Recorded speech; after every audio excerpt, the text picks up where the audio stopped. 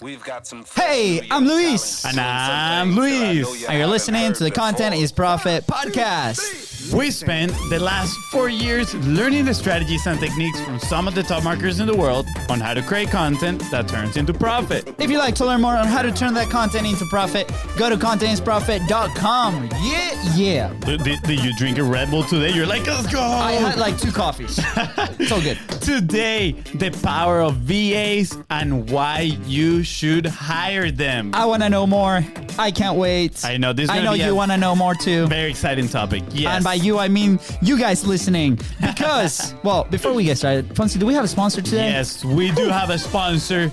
And today's sponsor is your own, the Biz Bros, ourselves. We sponsor our own episodes with content momentum. Guys, what is content momentum? You might be asking yourself. Well, if you have a long form piece of content, just like this one that you're listening to or watching, right? We can turn it into value pack, bite-sized assets, so then you can send it like little minions all over social media and get more clients. Simple as that. So if you're interested, if you want us to help you, right, get your time back, put this process into your content machine, just slide in the DMs at BizBrosCo, Facebook, Instagram. We want to talk to you. Awesome, guys. Please don't forget, go ahead and subscribe. Smash that subscribe button so you know when those episodes are dropping on your phone. And follow us on social media at BizBrosCo. That's right. And if you find this episode impactful, which I am sure you will, because today's guest is absolutely amazing, don't forget to share it and leave a 5-star review. So the first time we came across today's guest was actually while working on one of our clients' podcast repurposing. Up to this point, we've heard about the power of VAs, but what this person brought to the table was a whole different level. Yeah, that's right. You know what? You know why am I excited about today's episode? Tell me. One word. Leverage, baby. Well, those are 2, but so the one word is leverage. Just leverage. I just added the baby. Today's guest, besides being a pretty epic business guy, of course, has leveraged the power of virtual assistants up to the point of building an 8-figure business. Baby. Do you really need another reason to listen to today's episode? That's right. Today's guest is the co-founder of FreeUp, which he started in 2015 with an investment of $5,000 and later sold for a juicy exit. Our guest, lots of macaroonies. Oh, yeah. Now he co-founded Outsource School to educate entrepreneurs on how to effectively hire and scale VAs. Honestly, game changer. I can't wait, guys. Please welcome co-founder of Outsource School and the one guy you should trust your VAs to, Mr. Nathan Hirsch. What an intro. What's up, guys? What's up, Nathan? What's up, man? Nathan? Welcome. Welcome to the party, man. Welcome to the party. Thanks for having me. Excited to be here. Absolutely.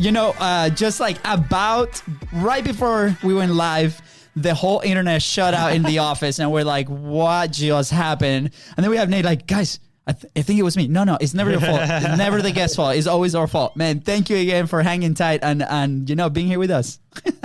No, it's so funny because I go on a lot of podcasts, and if my internet cuts out, I always feel like such an amateur. People are like, oh my God, what is this guy doing? He's been on so many podcasts, he can't even get his internet to work. So I'm thankful that it wasn't me. No, it's so good. And I think that's part of the challenge of, with all these virtual meetings now, it's going to happen. The internet goes out sometimes. So what better way to deal with it than just laughing about it? So Nathan, for everybody listening out there, who's Nathan Hirsch and how did you get to where you are right now? Yeah, I mean, I'm a longtime entrepreneur. I really have never had a real job outside of some internships where I really learned that I hated working for other people. So when I got to college, I started hustling. I started a textbook business, which turned into an Amazon business.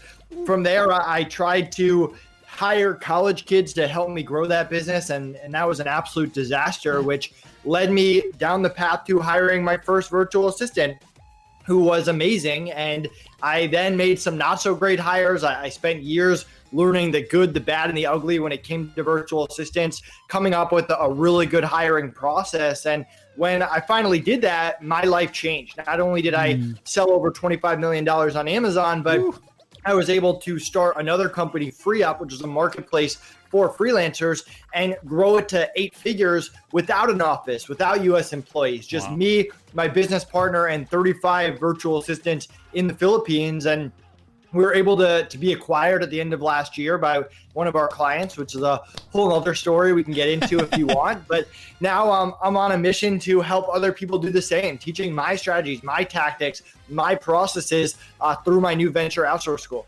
That's awesome. Yeah. Wow. And the first thing that comes to mind is, I mean, obviously there's a lot of iteration there, trial and error in all these things that you've done.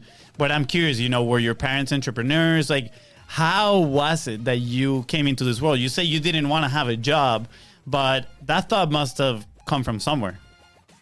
Yeah, I mean, my parents were both teachers growing up. So I was definitely in the mentality that I was going to go to school, get good grades, get into college, get a job after college, get some health insurance and retirement package, and that would be my life. And so and there's nothing wrong with that. I mean, my parents are both retired right now. They did a great job saving, and I guess before COVID, they were traveling the world and doing their whole retirement thing. But I just knew early on that just wasn't for me. Yeah, I love that. I think there's like some stuff because I also, hired a ton of college people, and I had a pretty interesting experience. Like I thought that process was so painful.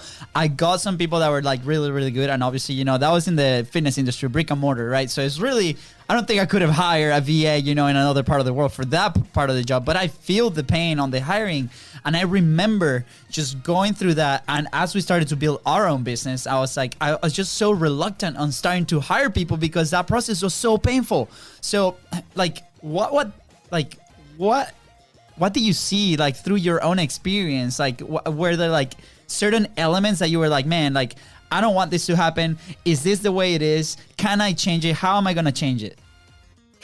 Yeah, I mean, the biggest thing is turnover, right? Like once you invest time, energy, and money into someone, you want them to stick around. And hiring college kids or interns or anything along those lines, you're really crossing your fingers. I mean, who knows what they want to do for the rest of their life when they're in college? I know I didn't. You guys probably didn't either. From there, I never want to be someone's second priority. When I was hiring college kids, school is their first priority, and rightfully so. They're paying a lot of money to go to college. So I want to be someone's number one priority, and I want the investment that I'm going to make in them to stick around. And I learned that by having the opposite happen, when I would train someone for 6 months and they would quit on me, or they would say, oh, sorry, I can't work during busy season because it's finals week, and I wasn't their priority. So through trial and error, I kind of learned what I needed as a business owner. And now I hire teams that don't want to leave at all. When I started FreeUp, the same VAs we hired in the first month of FreeUp were with us when we sold FreeUp 4 years later,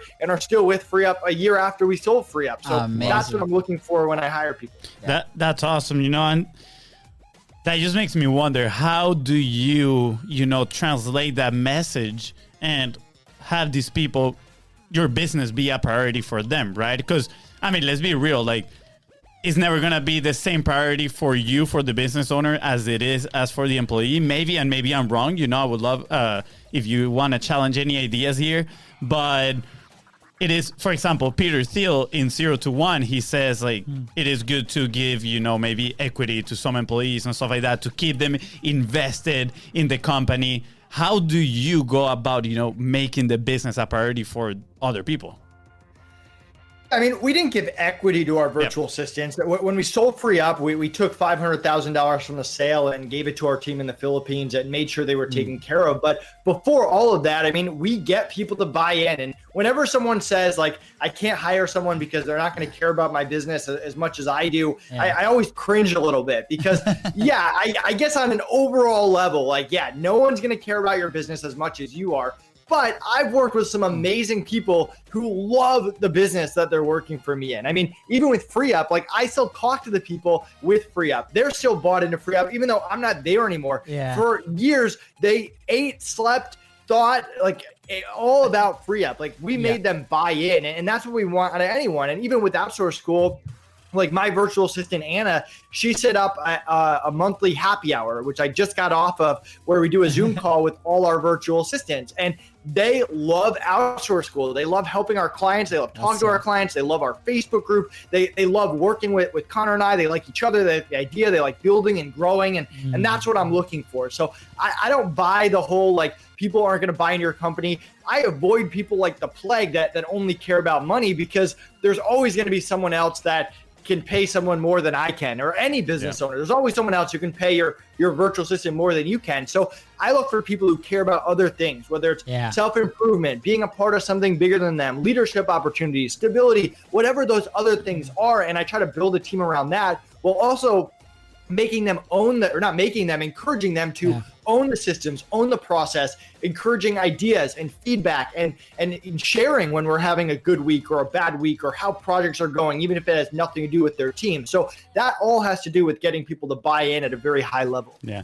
I just want to say this here. I'm going to chop this part up, right? And I'm going to listen to it multiple times, take notes, and then relate it to what we're doing with the people that is working with us in our team, just to make sure we're taking the right steps. Because this right here, what you said, I think it's a recipe for success for any business, right? Because, hey, we wanted to do everything when we started. Let me do everything, right? And it got to a point where you realize I cannot do everything. I need to find someone that's going to help me out with certain processes, right?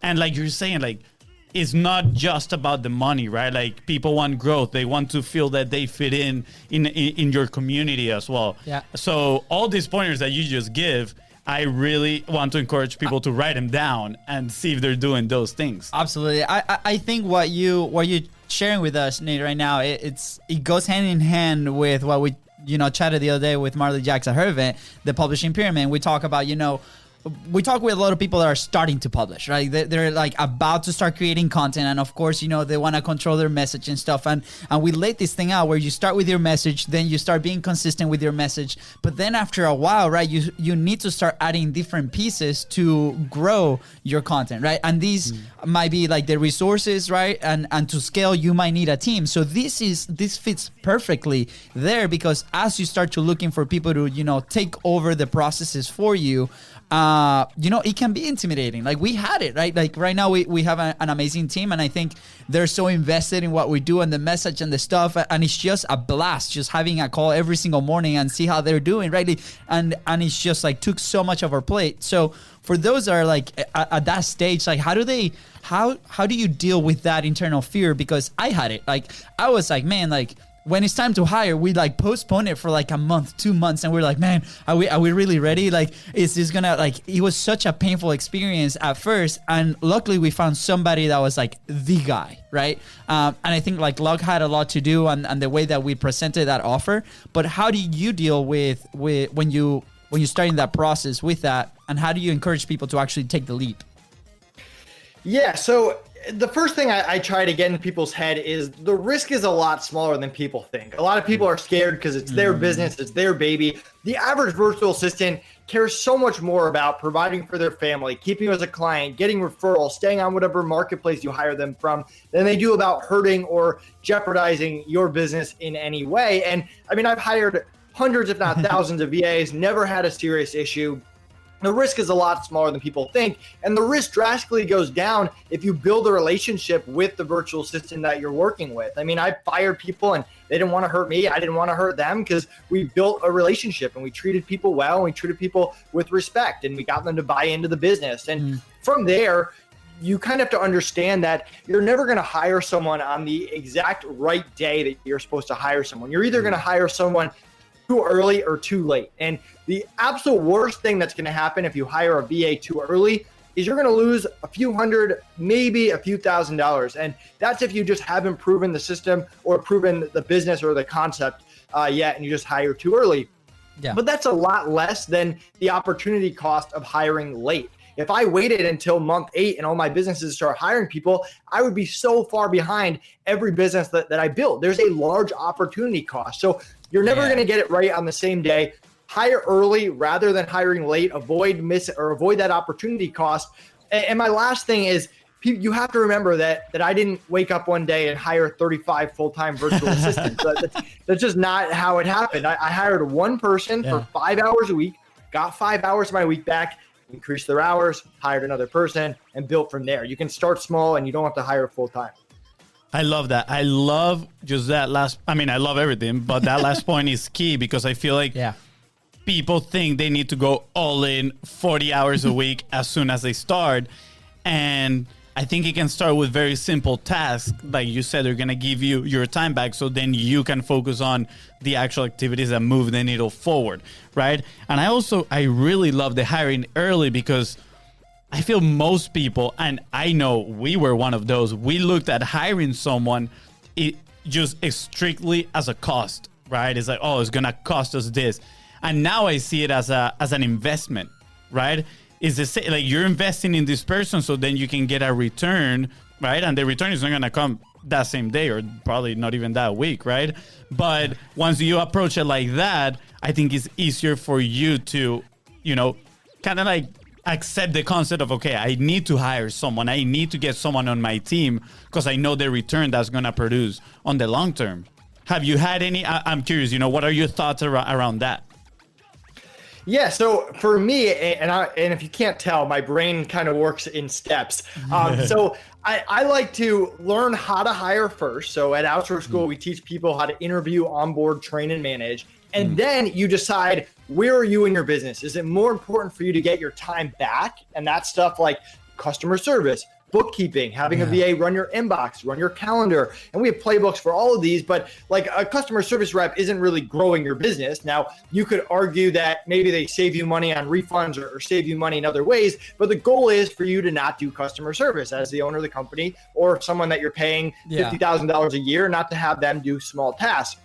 So, but the other side of it, which is the fun part for me, and you kind of alluded to it, is there's ways to hire virtual assistants to get an ROI. I hire VAs to get me on podcasts, to do lead generation, to run partnership programs, to do influencer outreach. There's endless creative ways. And those ways, although we give our members playbooks and strategies that have worked for us, sometimes you need to tweak those and test those. And one of my favorite things to do with virtual assistants is throw stuff against the wall and see what works and double down on what's working. So it kind of depends on where you're at in the business. Learn the fundamentals first and then figure out, do I need my time back or do I need to grow? Or maybe you need both of them and then you can start hiring accordingly. Yeah, I'm interested. You said kind of like here for people to evaluate, what they need first. But in your eyes, right, what do you think it should be the first couple tasks that you should give a VA once you hire them? Yeah, every business is different. For me, in my last two businesses, the two tasks that I've gotten off my plate first are bookkeeping and someone to run my inbox. And there's a reason behind that. First of all, I'm not very good at bookkeeping. If I do bookkeeping, it's going to have to get redone anyway. Any time that I spend doing bookkeeping is time that I'm not spending growing or creating my business, which is what I need to be focused on in that first year. And I need those reports to be accurate in order to make correct business decisions based on accurate numbers. So I hire a bookkeeper. It's affordable. $5 to $10 an hour. You don't even need them full time at first, 5 hours a month. I actually hired bookkeepers before we even had any revenue. We just said, hey, we're hiring you 5 hours a month. Help us set everything up. And once we get revenue, you hit the ground running. And the second is someone to run my inbox 2 hours a day. You can even do it a little bit less. That just keeps my focus on what it should be, because I'm most productive right when I wake up, like from 7 to 10 a.m. I'm most productive in my day. I do whatever the most important project is that day. I don't do podcasts during that time. I don't have other meetings during that time. And if I wake up every day and I'm in my inbox in the first hour or two a day, which a lot of entrepreneurs do, that time adds up every single week. So I hire a VA to wake up before me, clear out my inbox, leave any important emails for me. I wake up, I answer a few emails, and I hit the ground running every single day. And for me, that allows me to stay focused and avoid the distractions in that first few months. And then I build on from there. That's so amazing. I've noticed a pattern, and you mentioned it, right? Like your brain works in these steps, right? And you have been able to identify these tasks, and then you're like, you measure like, okay, is this actually beneficial for me, for my business? If yes, or if it's not, is that something that I can delegate to somebody else? And when we first started BizBros about 5 years ago, we're like, okay, we got to do everything, right? It's like everything is important.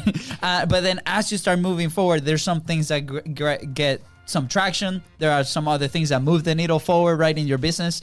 And then you start seeing those tasks. And it took us a while to like identify and make that shift. Was it the same for you? I remember a story.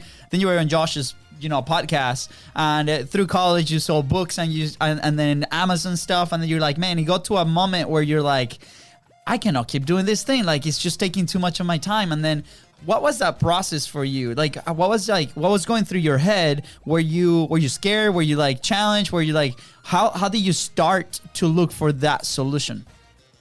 Yeah, well, to answer your question, now is a lot different than back then. I mean, now I've kind of been through a lot. So when I get a large list of tasks, I'm decently good at just being like, hey, this goes here. We do this first, blah, blah, blah. And same thing with hiring. You accomplish a step before you move on to the next step. If I'm hiring a customer service rep, the first thing I do is make sure they understand my business, pay them to learn my company, test them on my company, and only if they understand my company do I move on to the next step of training. I don't want to train someone and then realize they don't even understand my business. So understanding that steps now is a lot more natural.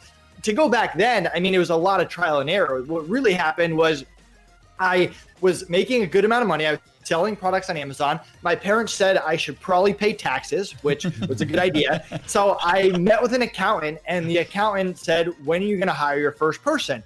And I shrugged him off. I said, why would I do that? That's money out of my pocket. They're going to steal my ideas. They're going to hurt my business. No one can do it like I can. Like, it's faster if I just do it myself. Like, all the standard stuff that everyone says about hiring, I was there, and the accountant just laughed in my face. And he said, you're going to learn this lesson on your own.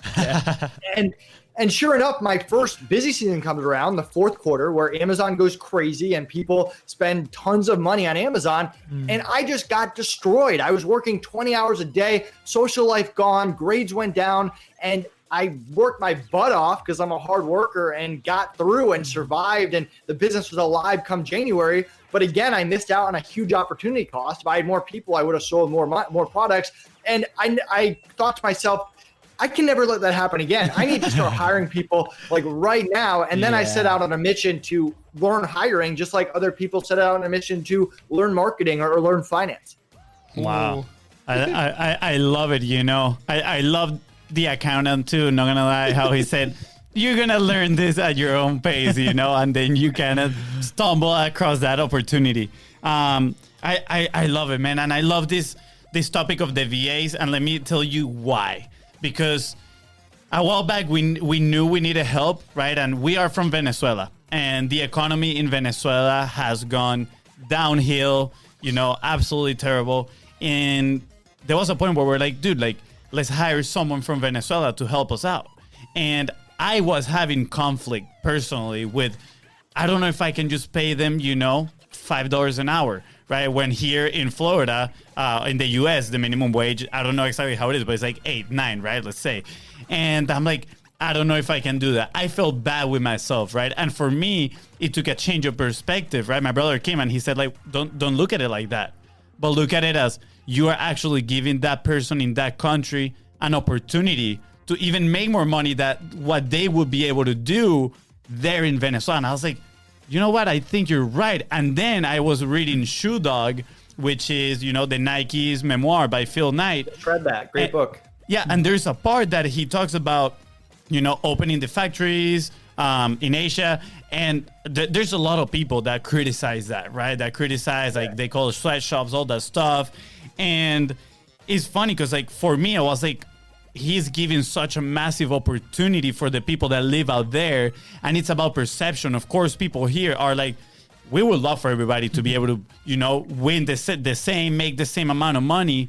But he said, I'm giving these people an opportunity. And then in a new book that I'm reading, Psychology of Money, the guy says, while people was criticizing the sweatshops, right, in Vietnam, let's say, a kid, a son of a lady that worked in the factory, he was saying, well, you know what my mom used to do before working in this factory? Prostitution. So for them, for that family, it's a huge opportunity to make a living now. They're probably making, way better money and now you don't have to, so go to the dark side of things, right? So I know there's a lot of skepticals out there about hiring VAs and all that, because what I just shared with you, probably they're thinking the same way that I used to think. What would you tell them, right? How do we change those beliefs? And yeah, I'm just curious. Yeah, I mean, here's the deal. I hire mostly from the Philippines. Yep. The minimum wage in the Philippines is $12 a day, so it's not very tough to beat that. We start most of our VAs at $5 an hour. When we sold Free Up, we had VAs at $20 an hour. Some of them, and I mentioned the bonus that we gave them. Yep. And there's other factors too. Traffic in the Philippines is terrible. When I was in the Philippines, it took us 45 minutes to drive a mile, and imagine doing that every single day. They have large families. They get to work from home. There's other things as well. And to keep in mind too, is no one's telling you how much to pay people. You can pay people more or less than what I recommend. My thing is I make sure people are 100% happy with what we are going to pay them. That's my key. 100% happy. If they're not happy, we're not going to hire them at that rate. And I've had plenty of VAs who have had other clients than me, and I've gone to them and I said, what is it going to take for you to drop that other client? And they give me a number, and I pay them that number, and they drop that other client. So I try to create win-win situations, and there's other stuff besides money as well. Like my virtual assistant, Anna, she works 4-hour set schedule, 4 hours flexible schedule. That's a pretty sweet setup for someone who is used to working a corporate job that's 9 to 5 with traffic and all of that. So you can figure out other ways to make it a win-win for virtual assistants. Yeah, so awesome. I love the win-win mentality there. And like it's crazy. Yeah. $12 a day, that's the minimum wage in the Philippines.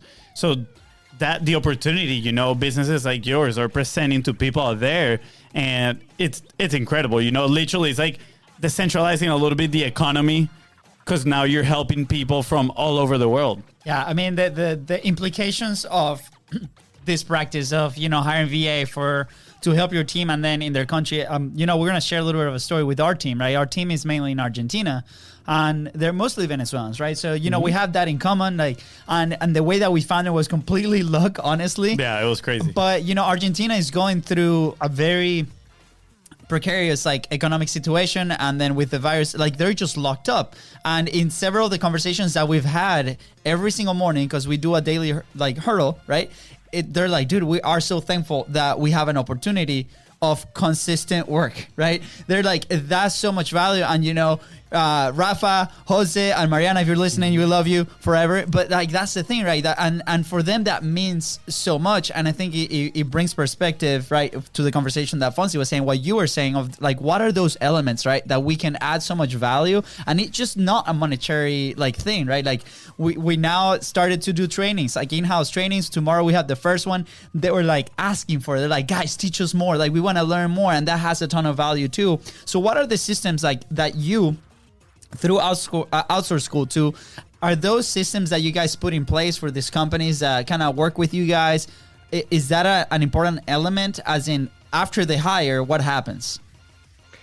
Yeah, I mean, I like to break down hiring into, we call it IOTM. It's interviewing, onboarding, training, and managing. And there's some steps even before interviewing. Like if you go to outsourceschool.com/VA calculator, you should probably figure out your budget before you start interviewing people. And we give you a tool to do it. And there's some other things that if anyone grabs a free trial of Outsource School, we walk you through what to do before you start interviewing. And so then once you've interviewed and onboarded, which is before you start, then it comes down to training. And we want people to avoid what I call the training trap, which is when you do one-on-one training with someone for a week and then you realize they're not very good. And then you're in a tough situation because you just spent a week on them. Yeah. And do you give them another week? Do you start all over and throw away that week? So we want to teach people to do that a lot better and to value their time better with good SOPs.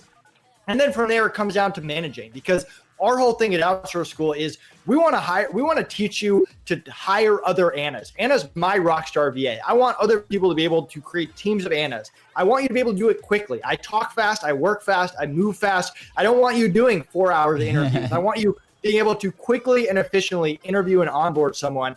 Then I want you to train them in a way that values your time and where you own the systems in your business. Because the reason that I was able to sell, I should say we, my business partner and I were able to sell an 8-figure business is because we own the systems. We had great SOPs that passed due diligence. So I want to teach other people to create those. It's not hard. It can be done. You follow a process. And lastly, once you've spent this time setting all that up, you have to reduce turnover. Turnover just crushes small businesses. It destroys them. It can set you back 6 months or so. So we want to teach you everything that goes into managing, which is everything from meetings to getting them to buy in to bonus and raise programs, everything that we've learned for the past 10 years, our advanced strategies, our tactics. And that's where our community comes in, where people that join get access to, we do coaching calls every Wednesday. We have a group that's very active. People post their questions, situations that come up. We want to help you eliminate and reduce every potential issue because we've seen all of them. And that's really what Outsource School is all about. Yeah.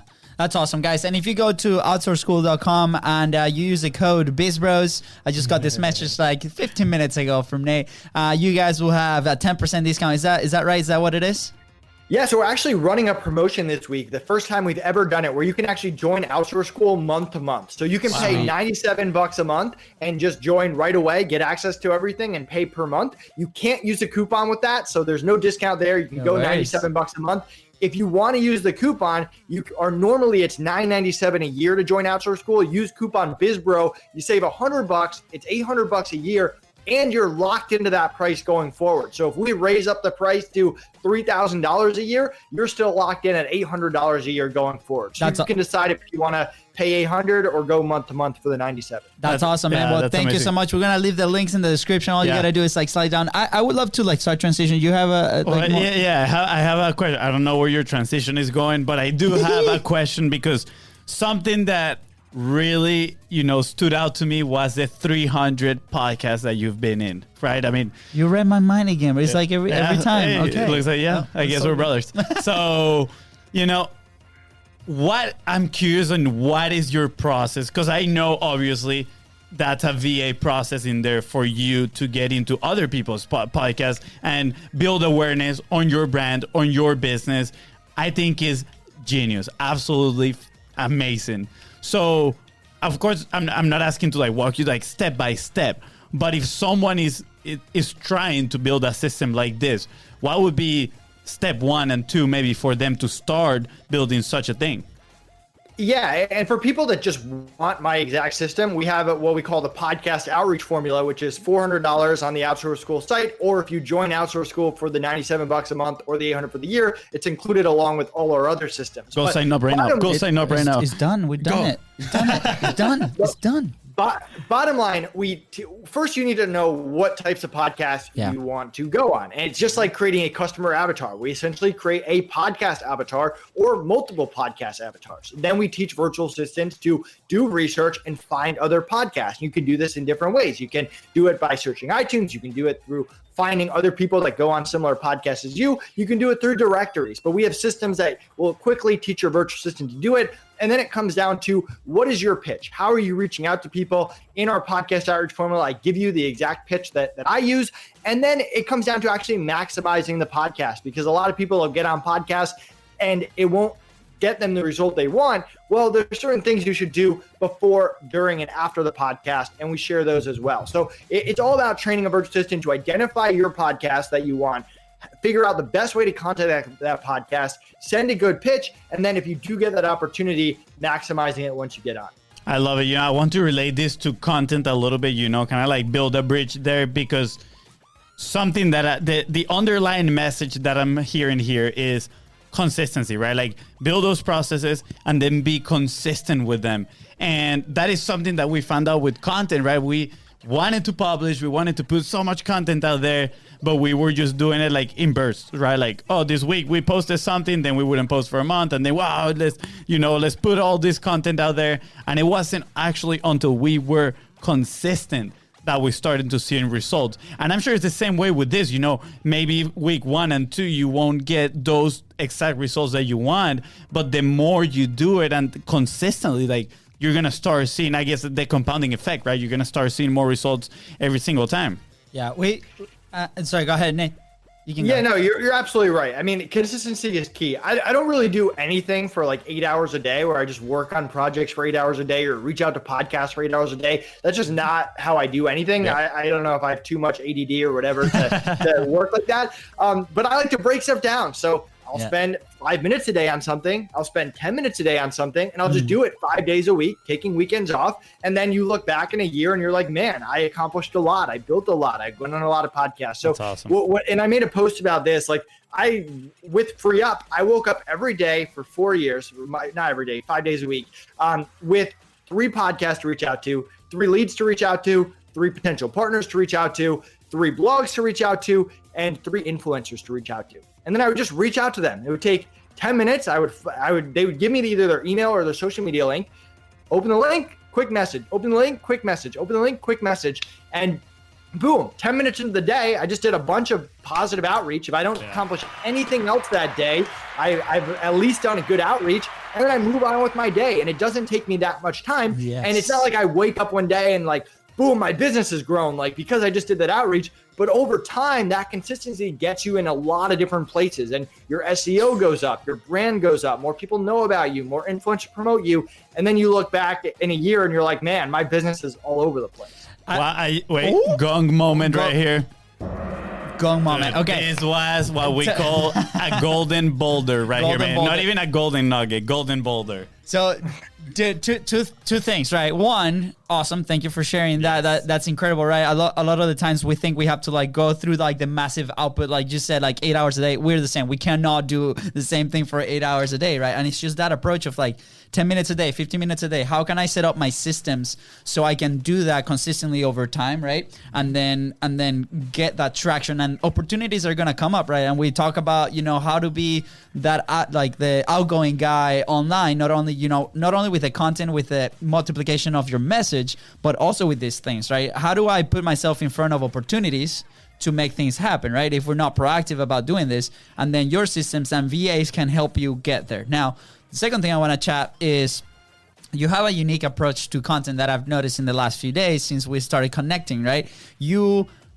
I think you engage. We call it content conversations. You engage with every single comment, like DM. You're there. You're engaging with the audience. Was it always like that? Is it you? Is it a VA? Like, what happens? Yeah, it's me. It's so funny because you have to remember, I came from the Amazon space, right? Like there's no content in the Amazon space, at least when I was doing Amazon. Now you can kind of sell off Amazon and all of that. But when I first started Free Up, I woke up one day and I said, you know what, from this point forward, I'm going to post content every single day. I'm going to plan it out early in the week. It's going to, like the posts that you see today were written days ago, but it is me like copy, paste, send, whatever. Yeah. And I just did it. And when a post didn't take off, I would just delete it. No one sees it. No one even knows they're there. When something did work, I would learn a little bit from it, try to make something else like it. And then all of a sudden, like 6 months later, I'm at a conference and someone comes up to me and they're like, Nate, can you teach me how to become such a good content marketer?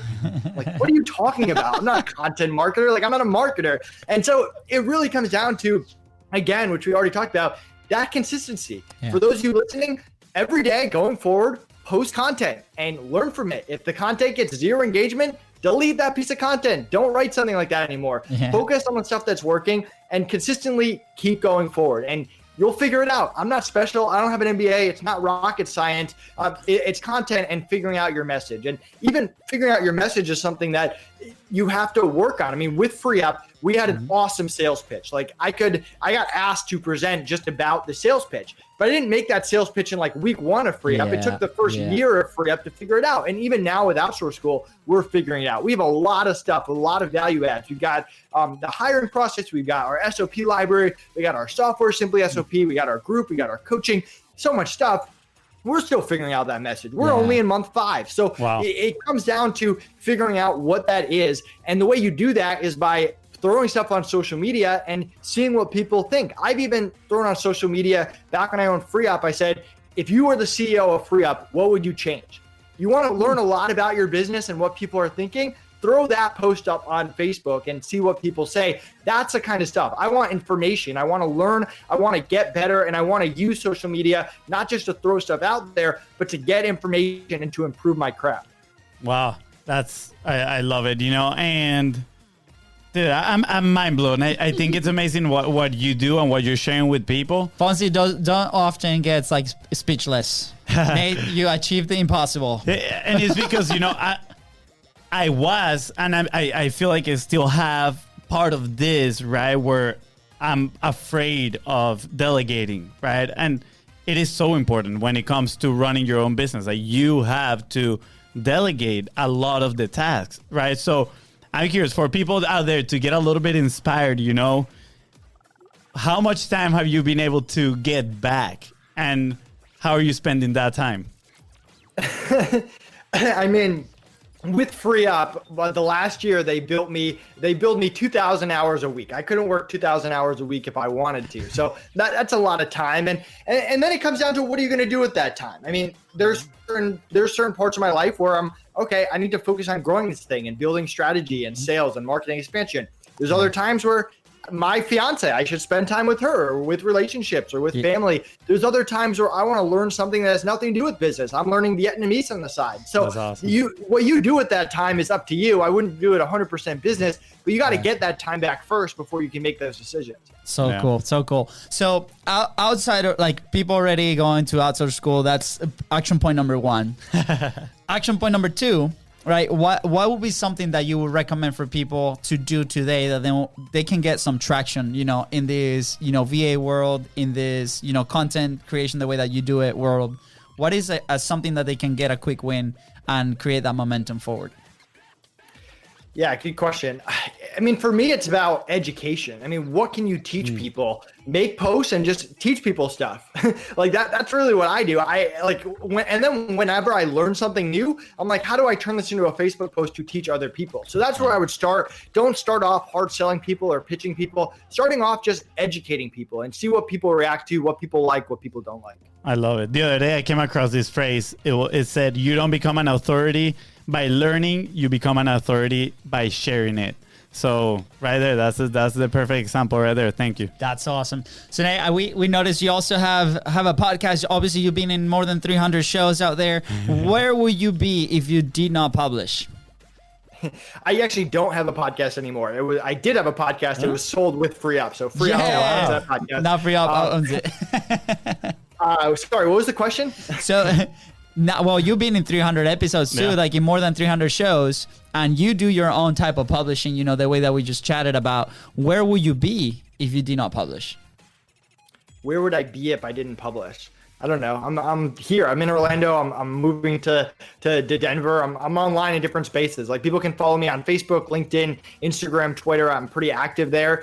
I mean, I don't know. I'm still here working on my business, regardless of like what I say or what I post or what's going on there. Yeah. It's not just me on social media every single day. I'm working with my team. We're trying to grow a company, and social media is just one piece of the equation. I love the focus, man, that you have, the drive. Sweet, man. Dude, Nate, this has been incredible. Mind blowing. I hope I don't hope, like, this is gonna help so many people out there that are probably in very similar positions. How can people find you? How can people connect with you? How can they learn more about Outsource School? Yeah, go to outsourceschool.com. Check it out. We've got some awesome, just free resources for you, a VA calculator, a case study. We got a free trial. We have that promotion going on that I told you about for $97 a month, or use coupon code BizBros to save 10% on the yearly membership. And feel free to connect with me on social media. Nathan Hirsch on Facebook or LinkedIn, Real Nate Hirsch on Instagram or Twitter. You can schedule a call with us right on the site. If you want to chat with me, I'm pretty active. Reach out to me, shoot me a message. I love connecting with other entrepreneurs, and appreciate you guys having me on. Dude, thank you so much. And I encourage people to go to outsourceschool.com. Just sign up. That's it. Just go sign up, man. It's gonna save you massive headaches and time. I think time is massive one. They're gonna like walk you through what you need to do to be able to be successful at this, and just it's that ease of mind. I believe, after chatting with you, Nate, like is that ease of mind that allows you to move the business forward. You've done it with a few companies already. You're doing it again, and it's so awesome to watch. So with that being said, guys, thank you so much for tuning in to the Content is Profit podcast. Go ahead and subscribe. Smash that subscribe button and follow us on social media at BizBrosCo. That's right. And if you find this episode impactful, which I am sure you did because Nathan was amazing, don't forget to share it and leave a 5-star review. Thank you. See you guys.